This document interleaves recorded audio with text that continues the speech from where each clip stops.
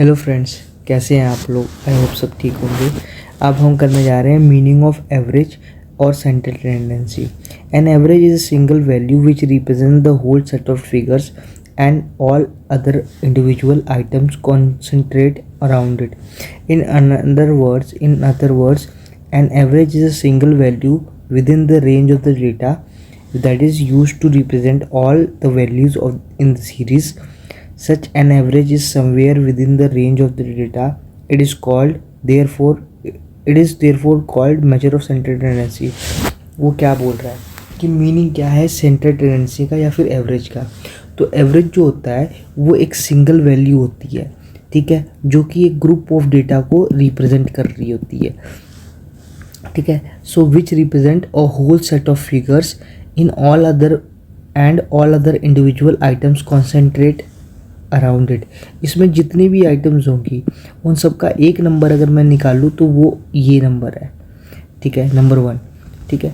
In other words, दूसरी भाषा में, an average is a single value with in the range of the data. एक average जो होता है वो एक सिंगल वैल्यू होती है, ठीक है, with in the range of the data. अलग अलग रेंज के डेटा के अंदर एक सिंगल वैल्यू निकलती है उसकी, ठीक है, that is use to represent all the values in the series. तो ये जो जितने भी नंबर है, मान लो जैसे एग्जाम्पल अगर मैं लूँ तो ये डेटा है 1, 5, 7, 8, 9, इनका जो भी एवरेज है, मान लो 6 एवरेज आ गया।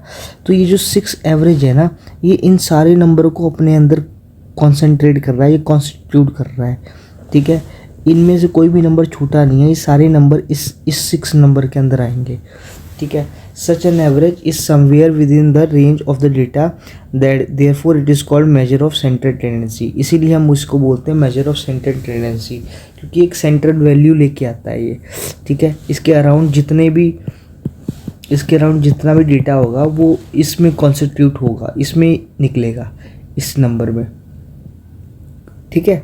सो this was all about average and measure of central tendency, ठीक है।